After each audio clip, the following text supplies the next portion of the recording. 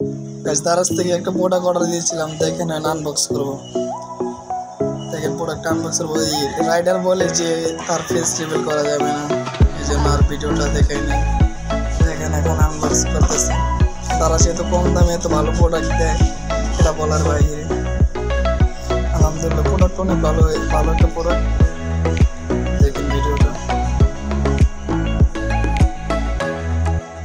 সুন্দর। এটা হচ্ছে mouse pad, game mouse game খেলার। এই জন্য গেম খেলার জন্য অর্ডার দিয়েছিলাম। অনেক ভালো, বাজেটটা অনেক কম।